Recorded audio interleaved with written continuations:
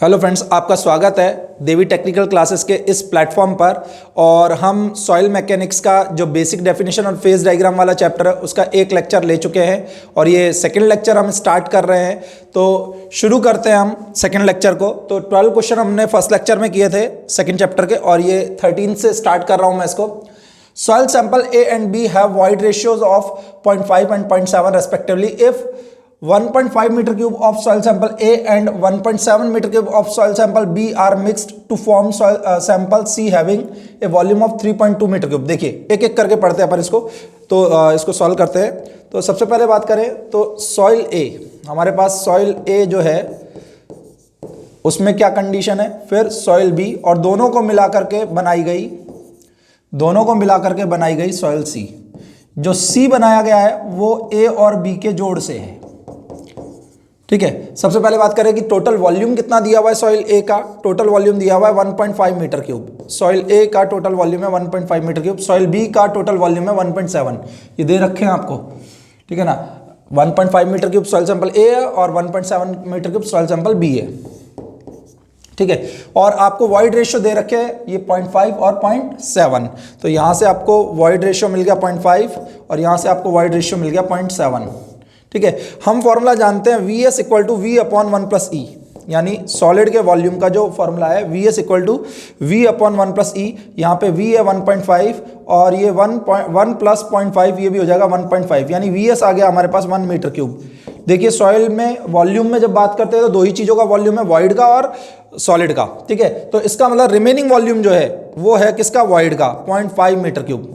Remaining volume जो है 0.5 metre cube वो है आपका वॉइड का। तो ये हमारे पास आ गया वॉइड का वॉल्यूम 0.5 मीटर क्यूब और सॉलिड का वॉल्यूम 1 मीटर क्यूब, ठीक है ना। सेकंड सैंपल में भी यही फॉर्मूला लगाएंगे बी में, VS equal to V upon 1 plus e. तो 1.7 डिवाइडेड बाय 1 प्लस 0.7 यानी 1.7, ये भी आ गया आपके पास 1 metre cube. Remaining 0.7 metre cube है वो किसका है, वॉइड का है। रिमेनिंग 0.7 मीटर क्यूब किसका है, वॉइड का है, ठीक है। तो अब सॉइल सी जो बना इन दोनों से बना, जिसमें सॉलिड का वॉल्यूम कितना हो जाएगा, सॉलिड का वॉल्यूम हो जाएगा 1 यहां से और 1 यहां से, यानी 2 metre cube. 2 metre cube solid का जो है वॉल्यूम हो जाएगा, ठीक है। वॉइड का जो वॉल्यूम है वो कितना हो जाएगा 1.2 मीटर क्यूब, क्योंकि 0.5 यहां से और 0.7 यहां से। और ओवरऑल वॉल्यूम आपको पता ही है ये हो गया 3.2 मीटर क्यूब। क्वेश्चन में भी दिया हुआ है, हमसे पूछा है पोरोसिटी। पोरोसिटी क्या होती है, पोरोसिटी या सिर्फ परसेंटेज वॉइड भी इसको बोला जाता है। ये होती है वॉइड का volume divided by total volume, ठीक है ना। वॉइड का volume divided by total volume. तो जैसे ही आप इसको डिवाइड करेंगे आपके पास आ जाएगा 0.375, ठीक है ना। ये आपके पास जवाब हो गया option C. Next question is soil has a bulk density of 1.8 gram per centimeter cube at a water content of 5%. If the void ratio remains constant then the bulk density for a water content of 10% will be। देखिए चूंकि आपका बोल रहा है void ratio constant है, ठीक है। Solid में कोई चेंज होता ही नहीं। जब भी हम बात करते हैं कि चेंज की बात करते हैं तो वॉइड की बात करें। सॉलिड में कोई चेंज हो नहीं रहा, वॉइड में कोई चेंज हो नहीं रहा, इसका मतलब वॉल्यूम जो है वो कांस्टेंट है, ठीक है ना। क्वेश्चन में दिया है वॉइड रेशियो सेम है, ठीक है। तो इसका मतलब वॉल्यूम जो हो गया हमारे पास कांस्टेंट है, ठीक है। आगे बढ़ रहा हूं मैं। इसके बाद हमारे पास बल्क डेंसिटी दी हुई है, ठीक है। बल्क डेंसिटी जो है वो हमारे पास दी हुई है रो इक्वल टू 1.8 ग्राम पर सेंटीमीटर क्यूब, ठीक है। इससे हम ड्राई डेंसिटी हम निकाल लें। ड्राई डेंसिटी होती क्या है, वो होती है MS/V, ठीक है। और अगर रो की फॉर्म में निकालूं तो rho D equal to rho upon 1 plus W, ठीक है ना। Rho D equal to rho upon 1 plus W. यहां से 1.8 डिवाइडेड बाय 1 प्लस 0.05, 5% है ना, तो उसको कन्वर्ट करेंगे तो ये आपके पास आ जाएगा 1.8 अपॉन 1.05। ये आई ड्राई डेंसिटी। देखिए ड्राई डेंसिटी चेंज नहीं होगी अगर आप वाटर कंटेंट बदल रहे हैं बिना वॉइड रेशियो चेंज किए हुए, यानी आप वाटर ऐड कर रहे हैं तो एयर वहां से रिमूव हो रही है और वाटर आ रहा है, ठीक है। एयर रिमूव होकर के वहां पर वाटर आ रहा है, टोटल वॉल्यूम में कोई चेंज नहीं आ रहा है। इसका मतलब टोटल वॉल्यूम सेम है और जो मास ऑफ सॉलिड है वो सेम है, यानी मास ऑफ सॉलिड्स चेंज नहीं हुआ है। तो मास ऑफ सॉलिड्स और वॉल्यूम जब सेम है तो रोडी चेंज नहीं होगा, यानी सेकंड केस में भी रोडी यही अप्लाई हो जाएगा। तो सेकंड केस में भी हम rho D equal to rho upon 1 plus W लगा देंगे। भाई ये पहला तो केस आपका ये था, ये तो फर्स्ट केस था यहाँ पे, ठीक है। ये तो फर्स्ट केस था जो हमारा था कि रो हमारे पास ये आ रहा था, ठीक है। अब अपन बात कर रहे हैं सेकंड केस की, ठीक है। सेकंड केस की जब अपन बात कर रहे हैं तो rho D equal to rho upon 1 plus W है, ठीक है। तो यहां से देखिए रो क्या हो जाएगा, rho D into 1 plus W. अगर आपको इसमें दिक्कत आ रही है तो इसको W1 कर लें, इसको रो 1 कर लें, इसको रो 2 कर लें और इसको W2 कर लें, ठीक है। तो यहां से आपके पास W2 ये रो 2, तो रो डी हमारे पास है, हमारे पास 1.8 अपॉन 1.05 और ये हो जाएगा 1 प्लस W2 दिया हुआ है 0.1, ठीक है ना। W2 दिया हुआ है 0.1, तो ये आपके पास हो जाएगा 1.8 इंटू 1.1 अपॉन 1.05, तो ये आपके पास आ जाता है 1.88। देखिए किसी को अगर जल्दी करना हो तो सीधे है रो डी का फॉर्मूला होता है रो अपॉन 1 प्लस डब्ल्यू, तो दोनों का रो डी सेम है, तो आप सीधे भी कर सकते हैं, सीधे भी कर सकते हैं rho 1 upon 1 plus W1 equal to rho 2 upon 1 plus W2। इससे आप सीधे भी इसको कर सकते हैं, ठीक है ना, 1 प्लस W2। इसको आप सीधे भी कर सकते हैं कि रो 2 क्या हो जाएगा, रो 2 क्या हो जाएगा, रो 1, ठीक है, रो 2 क्या हो जाएगा, रो 1 into 1 plus W2 upon 1 plus W1। तो W1 आपको जो है रो 1 आपको दिया हुआ है 1.8, W1 आपको दिया हुआ है 0.05, परसेंटेज को डेसिमल में बदलने के लिए 100 से डिवाइड करेंगे और W2 दिया हुआ है हमें 0.1। जैसे ये वैल्यू रखेंगे ये सेम आपका 1.88 कैलकुलेट होके आ जाएगा। तो अपना जवाब है 1.88 ग्राम पर सेंटीमीटर क्यूब, ठीक है। Third next question, if void ratio is 0.67, water content 0.188, specific gravity G equal to 2.68, तो हमसे डिग्री ऑफ सैचुरेशन पूछा है। भैया हमारा ट्रिक है, सेहतमंद वही है जो वेजिटेरियन है, सेहतमंद वही है जो वेजिटेरियन है, SC बराबर WG। यहां से आपसे डिग्री ऑफ सैचुरेशन पूछा है तो ये हो जाएगा WG divided by E, WG divided by E। यहां से अपन निकालेंगे 0.67, हमें वाटर कंटेंट वाइड रेशियो दिया हुआ है, सॉरी हमें वाटर कंटेंट दिया हुआ है 0.188, हमें वाटर कंटेंट दिया हुआ है 0.188, G दिया हुआ है 2.68 और ये दिया हुआ है 0.67। देखिए अप्रोक्सीमेट कैलकुलेशन हम कैसे कर लेंगे, 0.67 इंटू 4 अप्रोक्सीमेट 2.68 आएगा, 0.67 इंटू 4 करेंगे तो अप्रोक्सीमेट 2.68 आएगा, तो ये अप्रोक्सीमेट 4 हो गया। और 0.188, ठीक है ना, 0.188 को 4 से मल्टीप्लाई करेंगे तो अप्रोक्सीमेट आपका जो आएगा वो 75%, 0.75 हो जाएगा। 0.75 होते ही अपन जवाब दे देंगे 75%, ठीक है। अगर आप करके देखेंगे 0.67 प्लस 0.67 प्लस 0.67 प्लस 0.67 कर लीजिए आप, ठीक है ना, या डायरेक्टली 4 से मल्टीप्लाई करके देख लीजिए, आपका यही आएगा। तो ये आपका जवाब जो हो चुका है 75% हो चुका है। Next, a soil has a bulk unit weight of 22 kilo newton per metre cube. बहुत सिंपल है, अभी मैंने थोड़ी देर पहले एक फॉर्मूला यूज भी किया था। आपको बल्क यूनिट वेट दिया हुआ है, आपको बल्क यूनिट वेट दिया हुआ है 22 kilo newton per metre cube और आपसे पूछा है ड्राई यूनिट वेट, ठीक है ना, आपसे पूछा है dry unit wait gamma upon 1 plus W. तो हमें W दिया हुआ है 10%, इसको डेसिमल में कन्वर्ट करेंगे तो हो जाएगा 0.1, 22 अपॉन 1.1, ये हमारे पास जवाब आ चुका है 20 kilo newton per metre cube, ठीक है। तो जवाब हो गया हमारे पास B। ये ऑप्शन हमें दिया है कि किसमें पूछा, in kilo newton per metre cube में। Next question, a dry soil has mass specific gravity of 1.35। देखिए ये आपके पास GM दिया हुआ है लेकिन ड्राई केस में दिया हुआ है, ड्राई केस में दिया हुआ है 1.35, ठीक है। Specific gravity of solids is 2.7, then the void ratio will be. देखिए फॉर्मूला है मेरे पास GM और G में, लेकिन ये ध्यान रखना ये फॉर्मूला सिर्फ तब एप्लीकेबल होगा जब सॉइल ड्राई है। ये आपका बल्क के केस में आपका नहीं होगा, सैचुरेटेड के केस में आपका नहीं होगा, ये सिर्फ और सिर्फ इस केस में ही एप्लीकेबल होगा जब सॉइल आपके पास ड्राई है। GM बराबर G अपॉन 1 प्लस E, ठीक है ना। तो GM जो आ जाएगा आपके पास E आपको निकालना है, तो 1 plus E equal to G divided by GM, E equal to G by GM minus 1। तो G है 2.7, GM है 1.35 माइनस 1, ठीक है ना। GM जो है वो 1.35 है माइनस 1, ठीक है। ये आपके पास आ जाएगा 2.7 डिवाइडेड बाय 1.35 2 माइनस 1, ये आपके पास आ गया 1। ठीक है, कोई कहे सर मैं इस तरीके से नहीं करना चाहता हूं, मुझे दूसरे फॉर्मूले पता है, तो दूसरा तरीका ये है कि आप जीएम, क्योंकि ड्राई केस में दिया हुआ है, ड्राई केस में दिया हुआ है, तो पहले आप यहां से जीएम बराबर हो जाएगा rho D divided by rho W. तो यहां से रो डी आप निकाल लेंगे, रो डी बराबर हो जाएगा जीएम रो डब्ल्यू, सॉरी, रो डी बराबर हो जाएगा जीएम रो डब्ल्यू। तो ये आपके पास आ जाएगा 1.35 ग्राम पर सीसी, क्योंकि ये 1 ग्राम पर सीसी होता है रो डब्ल्यू 1 ग्राम पर सीसी होता है, और जीएम हमें दिया हुआ है क्वेश्चन में, तो 1.35 ग्राम पर सीसी हो जाएगा रो डी। ठीक है ना, रो डी हमारे पास हो जाएगा 1.35 ग्राम पर सीसी। और जैसे ही आप फॉर्मूला लगाएंगे G rho W divided by rho D minus 1, तो G is 2.7, rho W is 1 and this 1। ठीक है, 2.7 divided by 1.35 is 2 minus 1 is 1। Ultimately answer is 1।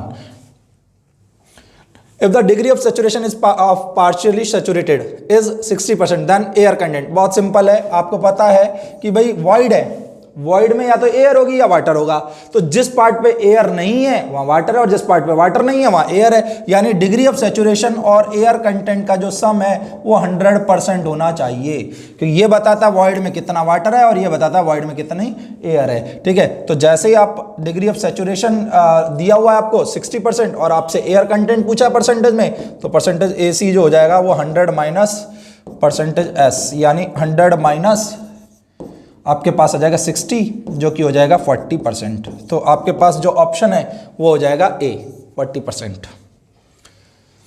The dry density of soil sample of mass 1820 gram is 1.65 ग्राम पर CC. देखिए आपको dry density दी है, रोडी दी है 1.65 ग्राम पर CC. ठीक है ना, और सॉइल सैंपल का जो मास दिया है, ठीक है ना, सॉइल सैंपल का जो मास दिया वो दिया है 1820 ग्राम। ठीक है ना, dry density of soil sample का मास ही दिया हुआ है, ड्राई डेंसिटी ये दी हुई है। ठीक है, और लेबोरेटरी टेस्ट किया गया तो स्पेसिफिक ग्रेविटी ऑफ सॉलिड आ गया 2.65। अगर डिग्री ऑफ सैचुरेशन 45.4% है तो आपसे वाटर कंटेंट पूछा गया है। ठीक है, यानी आपको डिग्री ऑफ सैचुरेशन भी दे दिया है और आपसे पूछा क्या है, वाटर कंटेंट पूछा है। ठीक है, इसको डेसिमल में चेंज करोगे तो 0.454 आ जाएगा। देखिए हिंट देख के लग रहा है S है, G है, और इस रोडी की हेल्प से हम और क्या निकाल सकते हैं, E निकाल सकते हैं। तो हम जानते हैं रो डब्ल्यू हमारे पास क्या है, 1 ग्राम पर सीसी है। रो डब्ल्यू हमारे पास क्या है, 1 ग्राम पर सीसी है। तो जैसे ही हम फॉर्मूला लगाते हैं G rho W divided by rho D minus 1, तो हमारे पास आ जाता है G है 2.65, rho W is 1, rho D is 1.65 minus 1। देखिए अप्रोक्सीमेटली हम ले सकते हैं, अप्रोक्सीमेटली हमारे पास वैल्यू आ सकती है कि 16 × 16 जो होता है ना वो होता है अप्रोक्सीमेट 256। तो लगभग हम ये ले सकते हैं कि 1.6 आएगा, 1.6 माइनस 1.6। देखिए अगर विदाउट कैलकुलेटर आप करना चाहते हैं तो अप्रोक्सीमेटली हम आइडिया ले सकते हैं कि हमारे पास आया 0.6। इसके बाद हम अपना फॉर्मूला लगा देंगे, वही सेहतमंद वही है जो वेजिटेरियन है। हमसे पूछा क्या है, वाटर कंटेंट पूछा है, तो W बराबर आ जाएगा SC/G। S हमारे पास है, S हमारे पास ये 0.454 है, भाई क्वेश्चन में दिया हुआ है 0.454 है। E हमारे पास 0.6 है, E हमारे पास 0.6 है, और G जो है हमारे पास वो 2.65 है, 2.65 है। यहां से हम इसको कैलकुलेट करने के देखते हैं, तो 0.6 डिवाइडेड बाई 2.65 इंटू 0.454, अगर मैं इसको मल्टीप्लाई करूं तो ये अप्रोक्सीमेटली 0.26 आ रहा है, 64 अप्रोक्सीमेटली अगर मैं बात करूं 0.26 के आसपास आ रहा है। तो यहां से अगर आप इसकी कैलकुलेट करके देखें, ये थोड़ा सा ज्यादा आएगा अप्रोक्सीमेटली, अगर मैं बात करूं 4.5 इंटू 6, ये 26 से थोड़ा सा क्रॉस करेगा, तो ये आपका लगभग 0.104 के आसपास आना चाहिए। तो परसेंटेज में जैसे ही कन्वर्ट करोगे तो ये 10.4% आएगा। आप इसको परसेंटेज में कन्वर्ट करके देख लेना, ये आपके पास कैलकुलेशन है, इसको आप कन्वर्ट करके देखोगे तो अप्रोक्सीमेटली 10.4% आएगा। क्योंकि देखो ये एक्सीड करेगा, 2.6 से एक्सीड करेगा तो ये हल्का सा 0.1 से ज़्यादा आएगा। ठीक है, तो ये अपने पास 10.4% हो गया, आंसर आ जाएगा B। For a proper field control which of the following method is best suited for quick determination of water content. देखिए प्रॉपर फील्ड कंट्रोल में बोला गया है, तो बहुत बढ़िया मेथड होता है कैल्शियम कार्बाइड मेथड, कम टाइम लेता है, प्रॉपर फील्ड कंट्रोल रखने होते हैं, ठीक है ना। एसिटिलीन गैस इससे रिलीज होती है, कैल्शियम कार्बाइड पाउडर जो अपन यूज करते हैं, ठीक है ना, उससे एसिटिलीन गैस रिलीज होती है जो कि डायफ्राम पे प्रेशर बनाती है और उसे कैलिब्रेट किया जाता है सीधे वाटर कंटेंट देने के लिए। हालांकि जो वो वाटर कंटेंट देता है वो टोटल वेट के अबाउट होता है, उसको कन्वर्ट करना पड़ता है सॉलिड के वेट के अबाउट या ड्राई वेट के अबाउट। तो कैल्शियम कार्बाइड मेथड बहुत अच्छा मेथड होता है, छोटा सा इंस्ट्रूमेंट आता है इसका और फास्ट डिटर्मिनेशन होती है, 5-7 मिनट में ही इसकी वैल्यू निकल आती है, ठीक है। तो अगर इस पे प्रॉपर फील्ड कंट्रोल किया जाए, प्रॉपर फील्ड कंट्रोल से मतलब यहां देखिए जो कैल्शियम कार्बाइड पाउडर ना वो एक्सपोज नहीं होना चाहिए जो एनवायरनमेंट का मॉइस्चर है, क्योंकि वो उससे भी रिएक्शन करेगा, और गैस जो है वो बाहर मतलब लीकेज नहीं होने चाहिए कि बाहर लीक ना हो जाए, क्योंकि वो डायफ्राम पे प्रेशर बनाएगी, उस प्रेशर के अकॉर्डिंग ही हम वैल्यू बताते हैं वाटर कंटेंट की। तो कैल्शियम कार्बाइड मेथड जो है वो प्रॉपर फील्ड कंट्रोल रखा जाए तो बढ़िया मेथड है। आपसे कई बार क्वेश्चन पूछता है कि जो आपका सबसे बेस्ट मेथड कौन सा है या मोस्ट एक्यूरेट मेथड कौन सा है, तो वहां पर आपका जवाब जो होता है वो ओवन ड्राइंग होता है। लेकिन यहाँ पे आपसे प्रॉपर फील्ड कंट्रोल पूछा है, यानी फील्ड की बात कर रहा है। ओवन ड्राइंग मेथड हमारा लेबोरेटरी मेथड है। दूसरी बात, क्विक डिटर्मिनेशन जब आप करने जाओगे, जब आप क्विक डिटर्मिनेशन करने जाओगे तो oven drawing method quick determination का नहीं है। आपको पता है हम 24 आवर्स इसमें लेते हैं मेथड के लिए, ठीक है, 24 आवर्स लेते हैं। हालांकि सॉइल के अकॉर्डिंग वैरी करता है, अलग अलग सॉइल के लिए अलग अलग हो सकता है, लेकिन जनरली बात करूं तो 24 आवर्स, ठीक है। तो इसीलिए क्विक डिटर्मिनेशन बोला है और प्रॉपर फील्ड कंट्रोल बोला है, तो हमारे पास जवाब है कैल्शियम कार्बाइड मेथड, ठीक है। अभी थोड़ी देर पहले ही मैं कैल्शियम कार्बाइड मेथड की बात बता रहा था, तो इसकी इक्वेशन है, ये कैल्शियम कार्बाइड है प्लस 2H2O, यहां से हमारे पास CaOH का होल ट्वाइस प्लस C2H2, ये एसिटिलीन गैस हमारे पास आएगी, डी ऑप्शन। यही डायफ्राम पे प्रेशर बनाती है, यही है जो डायफ्राम पे प्रेशर बनाती है। देखिए इक्वेशन बैलेंस्ड है, Ca से Ca यहां देख लीजिए, और यहाँ पे 4H है, H2 यहाँ पे, 2 यहाँ पे, ठीक है ना। कार्बन यहाँ पे 2 है और ये रे कार्बन 2 है, ऑक्सीजन 2, ऑक्सीजन ये 2 है। ये आपकी बैलेंस्ड इक्वेशन है, एसिटिलीन गैस इससे रिलीज होती है, ठीक है। लास्ट का आंसर डी हो गया है, ठीक है। Next, the ratio of volume of air to the volume of voids, बहुत सिंपल है, volume of air to the volume of voids, भैया इसको हम बोलते हैं एयर कंटेंट, इसको हम बोलते हैं air content. A soil sample has specific gravity of 2.6 and a void ratio of 0.78. The water content required to fully saturate. तो देखिए अपना देखो G दे दिया है, E दे दिया है, वाटर कंटेंट पूछा और इनडायरेक्टली फुल्ली सैचुरेट यानी डिग्री ऑफ सैचुरेशन दे दिया है, ठीक है ना। यानी हमें degree of saturation 100%, fully saturate बोल दिया, डिग्री ऑफ सैचुरेशन 100% यानी 1 हो गया अगर मैं बात करूं, ठीक है। और आपके पास G है 2.6 और वॉइड रेशियो है 0.78। अब हम वही हमारा फॉर्मूला है, सेहतमंद वही है जो वेजिटेरियन है, तो आपके पास यहां से W बराबर आ जाएगा SC/G, SC/G। S is what? S is 1, E is what? 0.78, G is what? 2.6, इससे आ जाएगा आपका 0.3। जैसे ही परसेंटेज में कन्वर्ट करने जाओगे तो आप इसको मल्टीप्लाई करोगे 100 से, जैसे ही परसेंटेज में कन्वर्ट करने जाओगे 100 से मल्टीप्लाई करोगे, आपके पास जवाब आ जाएगा 30%, तो जवाब हो जाएगा 30%, B option. Next question, water content of soil can. देखिए इस क्वेश्चन को समझना आपको पड़ेगा। देखिए वाटर कंटेंट जो होता है, weight of water divided by weight of solid, ठीक है। परसेंटेज में कन्वर्ट करोगे तो और 100 से मल्टीप्लाई कर दोगे, ठीक है। Weight of water divided by weight of solid. देखिए वेट ऑफ वाटर 0 हो सकता है क्या? हो सकता है, बिल्कुल हो सकता है, ड्राई सॉइल में 0 होता है, ठीक है। क्या 0 से ज्यादा हो सकता है? बिल्कुल हो सकता है। क्या अपर लिमिट इसकी 100 होगी? तो ऐसा कुछ नहीं है, weight of water weight of solid से ज्यादा भी हो सकता है, यानी इसकी कोई अपर लिमिट नहीं है। इट मींस ये 0 से बड़ा और बराबर है, कोई अपर लिमिट नहीं है इसकी। अब हम ऑप्शन पढ़ते हैं, water content of soil can never be greater than 100%, तो पहला तो गलत हो गया, ये कह रहा है 100% से ऊपर नहीं हो सकता, जबकि weight of water weight of solid से ज्यादा हो सकता है। अगर weight of water weight of solid से ज्यादा हो गया तो ये 100% से ज्यादा होगा। बेंटोनाइट वगैरह जो यूज होती हैं, ठीक है ना, आपका बेंटोनाइट स्लरी जो यूज होती है 400% तक वाटर कंटेंट होता है, तो भाई ये आपके पास पहला तो गलत हो गया। Take values only from 0 to 100, word only है, ओनली, ये कह रहा है 0 से 100% होगा ओनली, गलत। ठीक है, 0 से 100 भी हो सकता है, 100 से ज्यादा भी हो सकता है। बी लेस देन 0%, तो नेगेटिव तो कुछ होता ही नहीं, या तो 0 होगा या फिर कुछ वैल्यू होगी, नेगेटिव कोई ना, थोड़ी ना हम कुछ लेते हैं, तो 0 से लेस तो कुछ हो ही नहीं सकता। बी ग्रेटर देन 100%, तो देखो कैन बी ग्रेटर देन, यहां पे कोई ऑनली नहीं लिखा हुआ, 100% से अधिक हो सकता है। यहां पे कह रहा है soil can be greater than 100%, तो 100% से अधिक हो सकता है, बिल्कुल हो सकता है। इसने वर्ड ऑनली यूज नहीं किया, इसने वर्ड ऑनली यूज कर लिया था, इसलिए ये गड़बड़ है। तो 0 से बड़ा और बराबर कोई भी वैल्यू वाटर कंटेंट की हो सकती है। तो यहां पर ये बैठ रहा है water content of soil can, soil का वाटर कंटेंट हो सकता है, ये कह रहा है कि किससे, 100% से ज्यादा, तो बिल्कुल हो सकता है। ठीक है, तो हमारा आंसर हो जाएगा डी। बी में क्या गलती है मैंने आपको बता दिया, ये ऑनली वर्ड नहीं है, होना चाहिए था। अगर ये ऑनली वर्ड है तो 0 से 100 ऑनली कह रहा है ये, तो ये यहां पर गड़बड़ हो जाएगा। ठीक है, नेक्स्ट,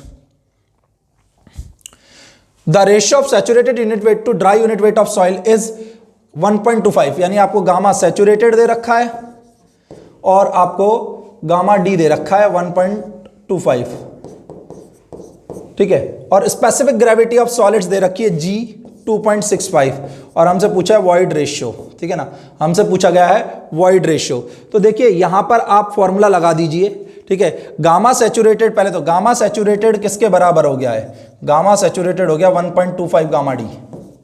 ठीक है, आपको दे रखा है सैचुरेटेड यूनिट वेट का ड्राई यूनिट वेट से रेशियो।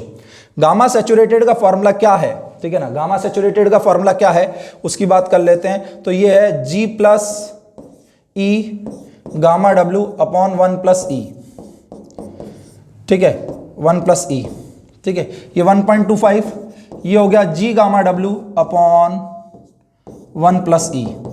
यहां से हमारे पास गामा W से गामा W कैंसिल हो जाएगा, 1 प्लस ई से 1 प्लस ई कैंसिल हो जाएगा। यहां पे आया G plus E equal to 1.25 G।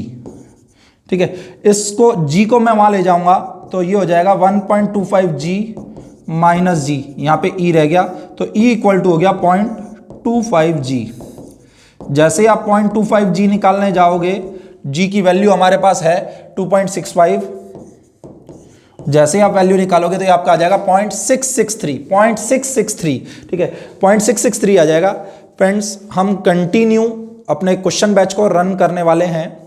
ठीक है, अभी कुछ दिन आप इसको एंजॉय कर सकते हैं, इस क्वेश्चन बैच को फ्री ऑफ कॉस्ट यूट्यूब पे।